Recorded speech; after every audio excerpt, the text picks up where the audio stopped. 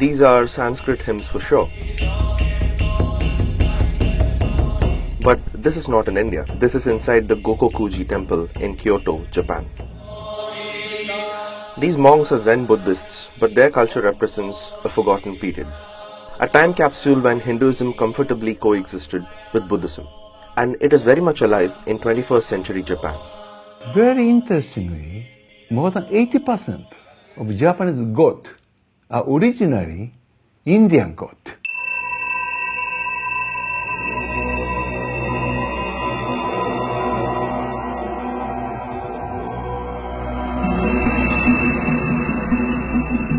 Hinduism is one of the 4 major religions of the world by population, and in Japan there are about 4,000 registered Hindu followers.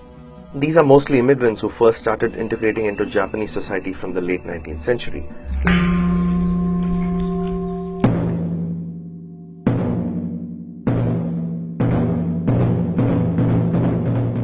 What seems to be hidden in plain sight are the Hindu gods being worshipped under aliases. Take for example the Shichi-Fukujin, or the 7 gods of fortune believed to bring good luck. 3 of them come from Hindu mythology. This one, holding the stringed instrument called Benzai Tansama, is actually Saraswati, the Hindu goddess of knowledge.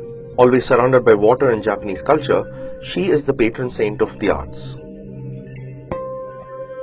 This fierce warrior-like person is Bishamonten, derived from the Sanskrit Vaisravana, which refers to Kubera, the god of wealth.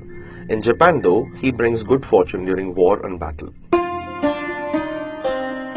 And this is Daikokuton, a sort of mix between Shiva and a Shinto deity who brings prosperity in commerce.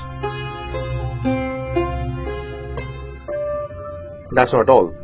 Varuna, Yama, Garuda and Lakshmi are found scattered across many Buddhist temples, just under different names and personalities. One exception seems to be Ganesha, who is called Kangiten, but continues to hold his power of removing obstacles. He is considered so powerful that his elephant-headed image is rarely displayed in public. Much of this influence is said to have been brought by Bodhisena, an 8th century Buddhist monk who was born in Madurai and spent many years traveling in China and Southeast Asia before finally landing up in Japan. He also brought with him an early script used to write Sanskrit. It's called Siddham, which gave birth to the Assamese, Bengali and Tibetan alphabets and is still in use by the Japanese priests to recite their prayers.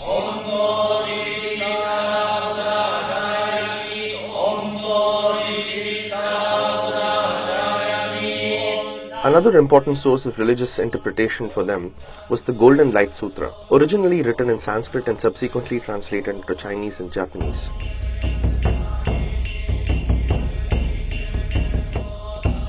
For a majority of the Japanese people though, much of these origins remain invisible. But as historian and filmmaker Benoit K. Behel points out, this religious coexistence was prevalent early on in India as well. Some of the earliest Buddhist structures found in India, including the Sanchi Stupa and Bhaja caves, prominently depict Hindu deities such as Gajalakshmi, Indra and Surya. Modern-day Indian Buddhism though has shed most of this historical baggage or has undergone a rebirth of sorts.